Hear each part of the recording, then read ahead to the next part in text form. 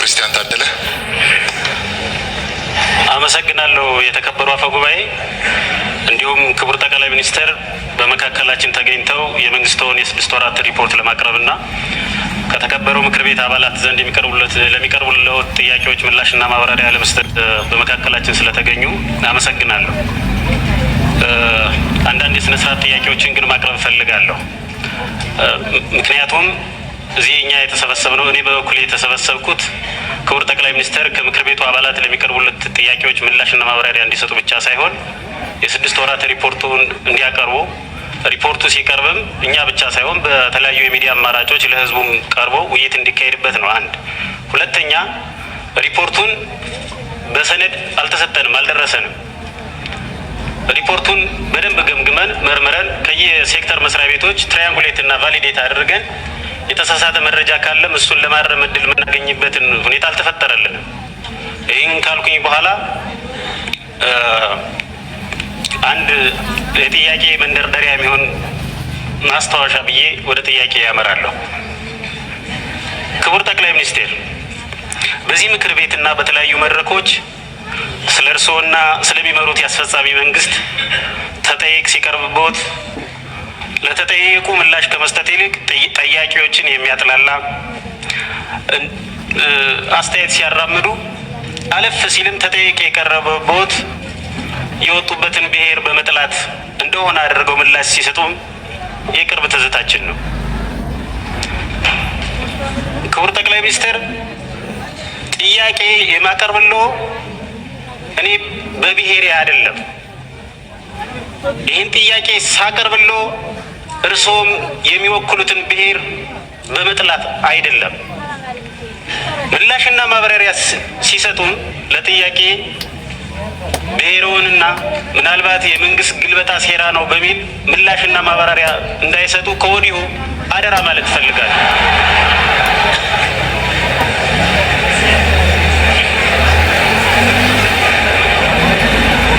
አመሰግናለሁ። ወደ ጥያቄ አመራለሁ። የዜጎችን ደህንነትና የሀገርን ሉዓላዊነት መጠበቅ ዝቅተኛ የመንግስት ኃላፊነት ሆኖ ሳለ ዜጎች በማንነታቸው ምክንያት በመንግስት የጸጥታ ኃይሎች ይገደላሉ፣ ይፈናቀላሉ፣ ቤታቸው ይፈርሳል፣ ንብረታቸው ይወድማል።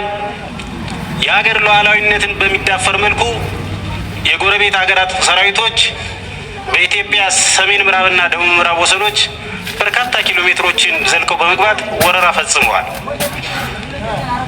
ይሄ ቀደም ሲል ከኔ የቀደሙ የተከበሩ የምክር ቤት አባላትም በጥያቄ መልክ ያቀረቡት የኢትዮጵያ ሰብአዊ መብቶች ኮሚሽንም በሪፖርቱ ደጋግሞ በመንግስት የጸጥታ ኃይሎች ስለሚገደሉ ዜጎች ስለሚፈጸሙ የሰብአዊ መብት ወንጀሎች፣ መፈናቀሎች፣ ግድያዎች፣ ቤት መፍረሶች በሪፖርቱ ያቀረበው ነው። አሁን ላይ ባለው ተጨባጭ ሁኔታ የዜጎች ደህንነትና የሀገር ሉዓላዊነት ዋነኛ ስጋት ምንጭ ሆኖ የምናየው እርስዎ የሚመሩት መንግስትን ነው። እርስዎ በአፎ ኢትዮጵያ አትፈርስም ቢሉንም በተግባር ግን ኢትዮጵያና ኢትዮጵያዊነት በመንግስቶ እየተናዱ ነው። የበርካታ ሀገራት መሪዎች መሰል ኃላፊነትን በወጉ ያለመወጣት ጉድለት ሲያሳዩ ህዝብን ይቅርታ ጠይቀው ስልጣናቸውን ሲለቁ ይታያል።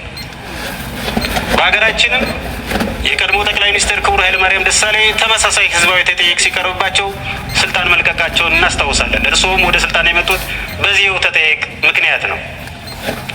እርስዎስ ስልጣንዎን በመልቀቅ የመፍትሄው አካል ለመሆን አላሰቡም ወይ?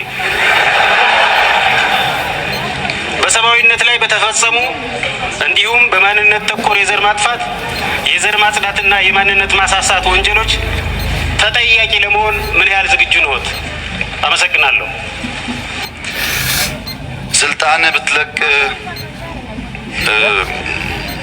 የተባለው በጣም ጥሩ ጥያቄ ነው። ግን ጥሩ የሚሆነው ስልጣን ብንለቅ ነበረ።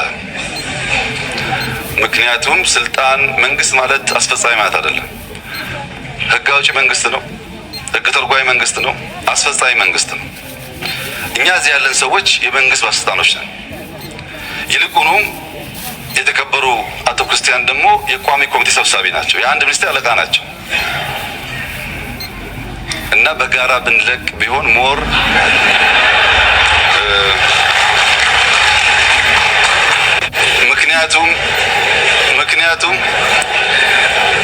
ምክንያቱም ያው እርስዎም እንደሚገነዘቡት የሁሉ ችግር ምንጭ እና ባለቤት እኔ ብቻ ልሆን አልችልም።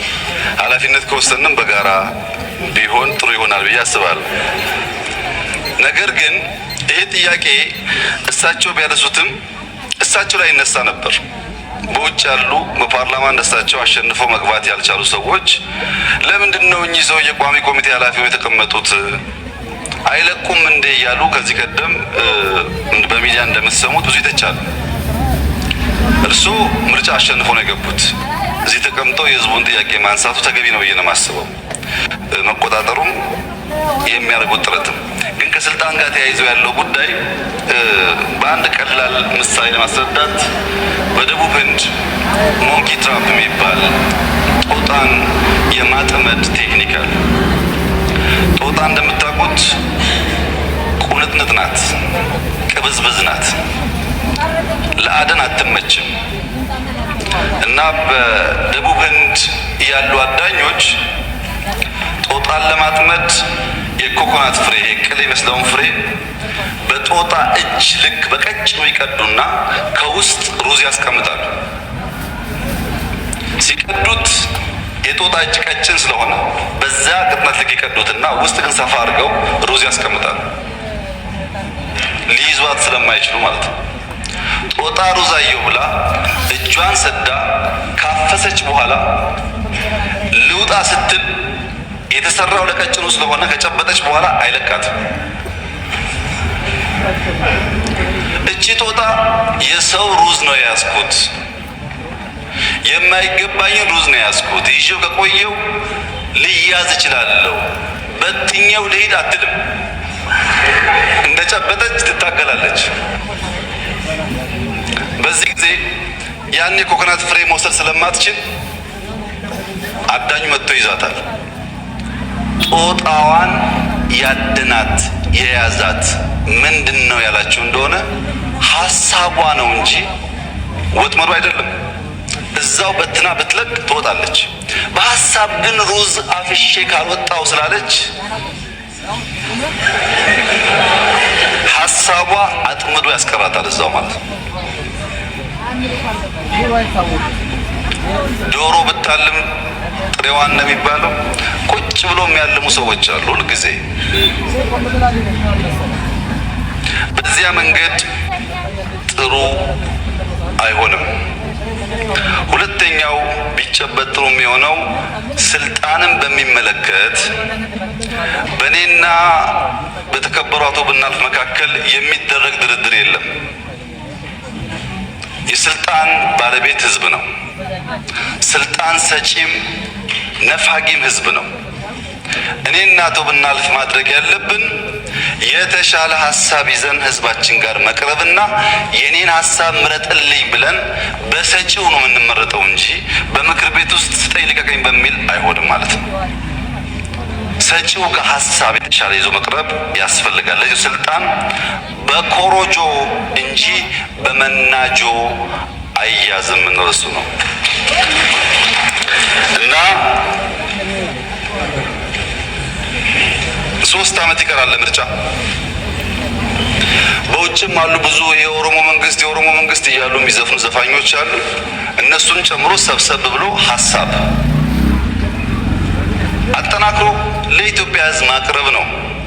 እኛ ለኢትዮጵያ ህዝብ እንደተባለው የተገባውን ቃል ካልመለስን፣ የኢትዮጵያ ህዝብ በእኛ አስተዳደር ካረካ፣ በምርጫ ከጣለን በተደጋጋሚ እንዳለው በደስታ እናስረክባለን።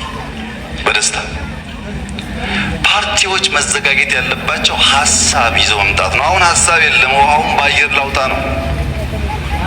ሰብሰብ ብሎ ሐሳብ ይዞ ያን ወደ ህዝብ አቅርቦ ለመመረጥ እና ለማሸነፍ የሚደረግ ጥረት ለሁላችን የሚጠቅመን ይሆናል።